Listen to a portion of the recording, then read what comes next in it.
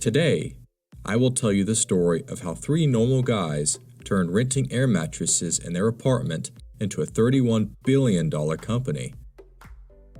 Long before Airbnb persuaded strangers to sleep in one another's homes and become a $31 billion company, it was just an idea to earn a bit of extra money to make rent. After their first guests, Airbnb's founders realized they were onto something bigger than a stopgap for rent. They faced rejection plenty of times, and they even had to sell boxes of cereal on the streets. But the three founders of Airbnb have built a big business in the past 9 years. They turned their idea into a business that makes all hotels hate them. The year was 2007, and roommates Gebbia and Brian Chesky couldn't afford their San Francisco rent. They knew a big design conference was coming to San Francisco, and the hotels didn't have enough rooms for everyone. And so it all started with an email. Gebbia wrote Chesky with an idea. "Brian, I thought of a way to make a few bucks, turning our place into designer's bed and breakfast, offering young designers who come into town a place to crash during the 4-day event, complete with wireless internet, a small desk space, sleeping mat, and breakfast each morning." Well, 12 years later, that idea is worth $31 billion. The two, who had met at college at the Rhode Island School of Design, thought acting as tour guides to designers would be a fun way to make money. They created a simple site, airbedandbreakfast.com, bought 3 air mattresses and arranged them in their loft. Their first guests, 2 men and 1 woman, showed up. Each guest paid $80 to stay on the air mattress. One guest, Amal, was another designer who actually helped Joe and Brian on their presentations. In an interview in 2012, Amal said, "Being one of the first Airbnb guests feels like being on The Tonight Show. But I didn't know I was on The Tonight Show." Gebbia and Chesky soon realized how big their idea could be. They got together with their old roommate, Nathan Blekarczyk, build it into a business. They actually worked on a roommate matching service for 4 months until they realized roommates.com was already a thing.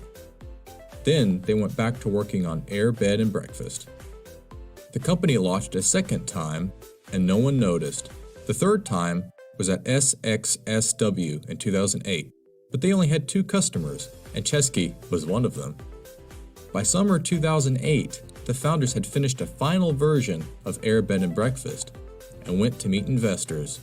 The whole experience had been redesigned around taking only 3 clicks to book a stay. Otherwise, it was too hard. Investors weren't convinced. Introductions to 15 investors left with 8 rejections and 7 people ignoring them entirely. Broke and in debt, they decided to launch Air Bed and Breakfast again at the 2008 Democratic National Convention in Denver. As they had learned from their first time hosting, a hotel room shortage meant people would be looking for other options.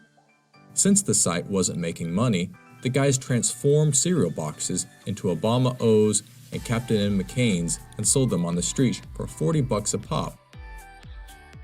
Each one came with a limited edition number and information about the company. Their brilliant marketing strategy netted them $30,000 to invest in Airbnb. The one investor who did take notice was Paul Graham.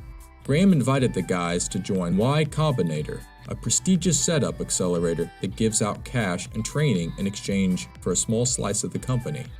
The company spent the first 3 months of 2009 at the accelerator, working on perfecting their product. Even during the Y Combinator, they still got rejected by investors. Fred Wilson of Union Square Ventures admitted in 2011 that he had failed to look past the Airbnb's name and see the business.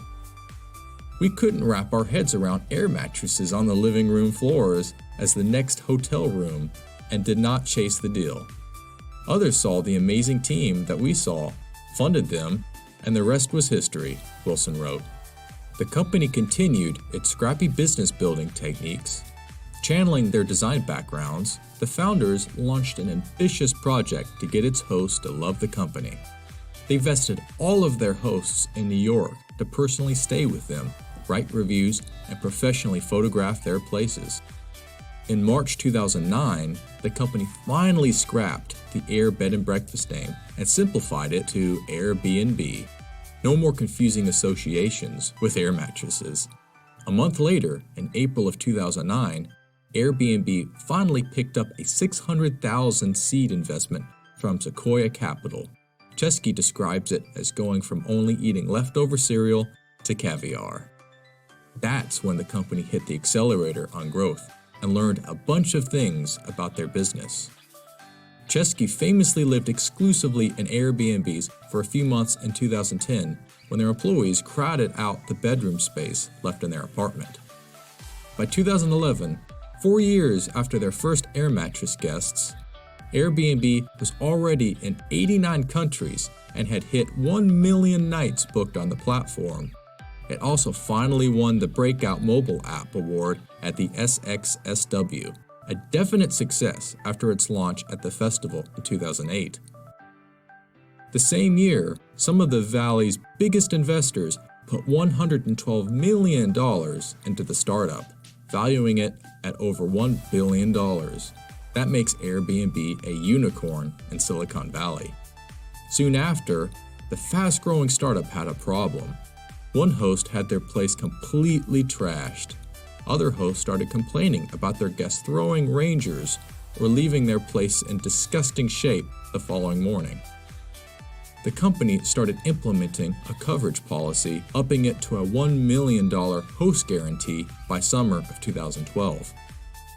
The company also had a growing problem of people getting fined or evicted from renting their place out on Airbnb. Cities soon had a growing problem with Airbnb rentals, and the company's regulation problems began.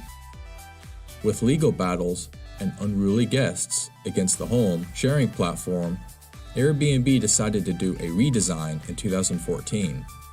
The new logo, called the Bello, was immediately criticized for looking more like a genitalia than a symbol of belonging. Despite its focus on belonging, cities started to reject Airbnb rentals. New York banned Airbnb and short-term rentals in 2014 and fined every host. Many city laws made it illegal to rent out your own unit without being present for less than 30 days. Every Airbnb's hometown in San Francisco wasn't happy. The company spent more than $8 million in the fall of 2015 to combat an initiative meant to limit Airbnb rentals. Despite some problems, the company tried to act on its Belong Everywhere promise. It started collecting hotel taxes and remitting them to some cities. It also promised to give cities some of its data as part of a community compact. Since 2016, Airbnb has been expanding its services through a series of high-end launchers and acquisitions adjacent to its main service. Here's the running list of Airbnb's strategic launches and acquisitions since 2016. In 2016, Airbnb experiences launches one-of-a-kind activities hosted by locals.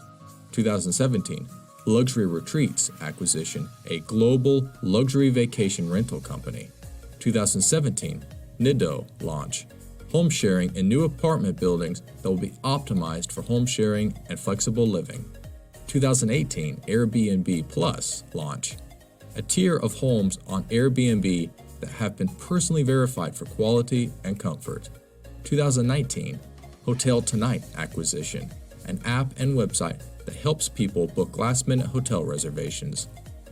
In September of 2019, Airbnb announced its plan to go public in 2020.